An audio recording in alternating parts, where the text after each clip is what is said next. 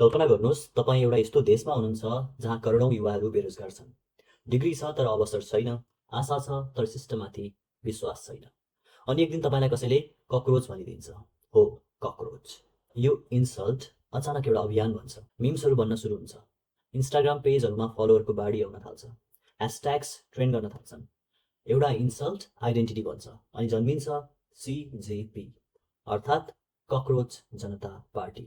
हो, हामी इन्डियाको कुरा गर्दैछौँ। आजको भिडियोमा हामी बुझ्नेछौँ कक्रोच जनता पार्टी कसरी सुरु भयो, किन यति धेरै भाइरल भयो, यसको फाउन्डर को हो, के यो वास्तवमै राजनीतिक अभियान बन्न सक्छ, अनि किन धेरै मानिसहरूले यसलाई खतरनाक ट्रेन्ड पनि भनिरहेका छन्। यो भिडियोलाई अन्तिमसम्म हेर्नुहोला।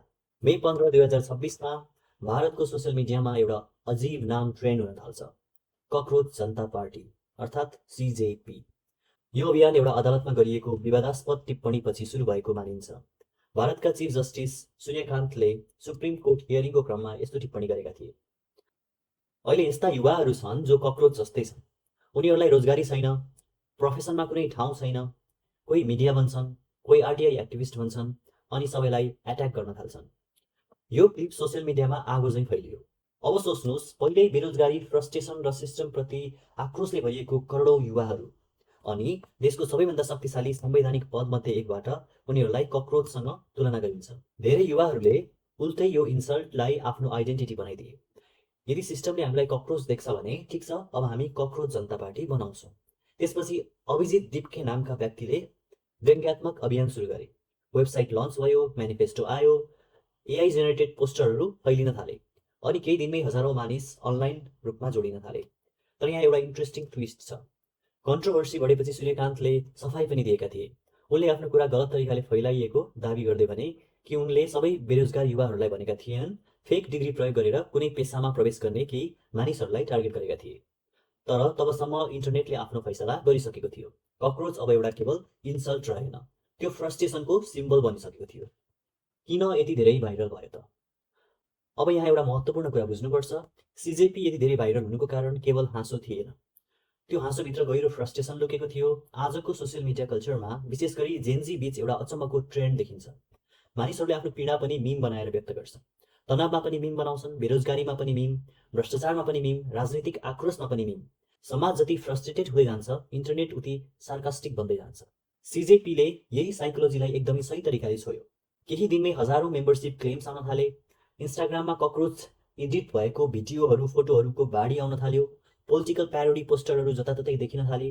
फेक इलेक्सन क्याम्पेन्स भाइरल भए। मेबी कक्रोच ट्रेन्ड चल्न थाल्यो। तर सबैभन्दा इन्ट्रेस्टिङ कुरा के थियो भने धेरै युवाहरूले यसलाई केवल जोकको रूपमा हेरेनन्, उनीहरूले यसलाई आफ्नो भावना जस्तो महसुस गर्न थाले।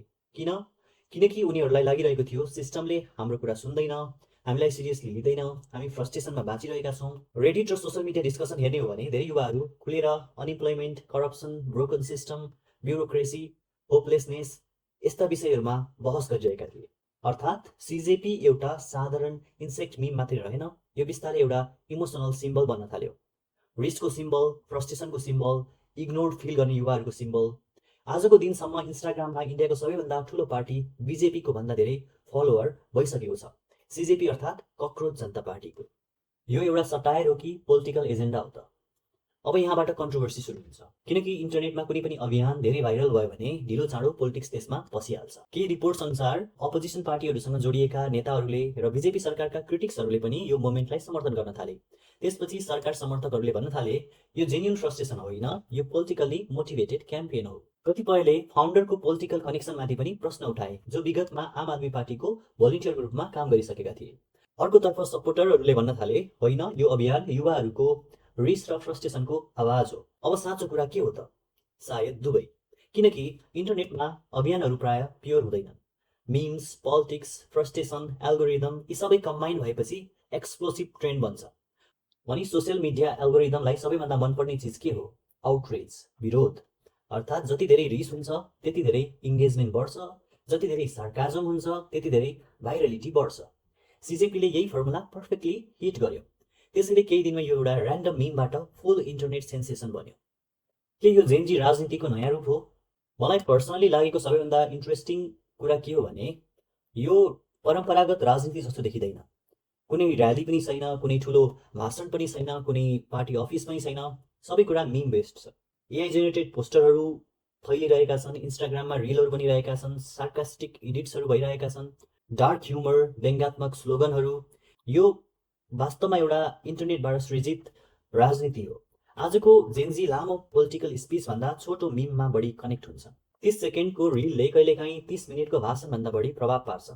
तर यही कुरा खतरनाक पनि हुन सक्छ, किनकि मिसइन्फर्मेसन पनि मिमबाट छिटो फैलिन्छ। आधा सत्यहरू भाइरल हुन्छन्, कन्टेक्स्ट हराउँछ, इमोसन लजिकभन्दा शक्तिशाली बन्छ। तर यसको सकारात्मक पक्ष पनि छ। कम्तीमा एउटा जेनेरेसन पोलिटिकल डिस्कसनमा इङ्गेज भइरहेको छ, जोक्सकै माध्यमबाट भए पनि। किनकि अहिले मिम केवल मनोरञ्जन मात्र रहेन, यो कम्युनिकेसनको भाषा बन्दै गइरहेको छ। अब एउटा रियालिटी चेक। इन्टरनेट ट्रेन्ड भनेको रियल पोलिटिकल पावर होइन। इन्टरनेट ट्रेन्ड भनेको वास्तविक राजनीतिक शक्ति होइन। आज भाइरल भएको चिज 1 महिनापछि कम्प्लिटली हराउन पनि सक्छ। इन्टरनेटको मेमोरी एकदम छोटो हुन्छ। आजको ट्रेन्ड भोलिको फर्गटन मिम बन्न सक्छ। रेडिटमा धेरै युजरहरूले यही कुरा लेखिरहेका छन्। यो बस मिम मात्र हो, मान्छेहरूले यसलाई चाँडै भुल्नेछन्। तर कहिलेकाहीँ जोक्सले सोसाइटीको रियल इमोसन एक्सपोज गर्छ। सिजेपीले एउटा कुरा क्लियरली देखाएको छ, आजको युथ रिसाएको छ, थाकेको छ, फ्रस्ट्रेटेड छ, डिस्कनेक्टेड फिल गरिरहेको छ। उनीहरूलाई लागिरहेको छ यो सिस्टम हाम्रो लागि बनेको होइन। जब मेन स्ट्रिम पोलिटिक्सले त्यो भावना रिप्रेजेन्ट गर्न सक्दैन, तब इन्टरनेटको मिम्सहरूले त्यो ठाउँलाई लिन थाल्छन्। अन्त्यमा अल्टिमेटली भारतको कक्रोच जनता पार्टी सायद रियल पोलिटिकल पार्टी नहोला, सायद यो केही महिनापछि हराउने एउटा मिम मात्र हो, तर एउटा सिग्नल भने पक्कै हो। सिग्नल कि भारतका युवाहरू फ्रस्ट्रेटेड छन्, सिग्नल कि मिम कल्चर अब इन्टरटेनमेन्ट मात्र रहेन, सिग्नल कि इन्टरनेटले इन्सल्टलाई पनि आइडेन्टिटीमा बदल्न सक्छ, अनि सायद यो भविष्यको राजनीतिको एउटा ट्रेलर पनि हुन सक्छ। अब प्रश्न तपाईँहरूलाई के लाग्छ? तपाईँहरूलाई सिजेपी केवल एउटा जोक हो वा भविष्यको राजनीतिक सङ्केत हो? आजलाई यति नै। लाइक र कमेन्ट गर्नुहोला, सब्सक्राइब गर्नुभयो भने अर्को भिडियोमा हामी फेरि भेट्नेछौँ।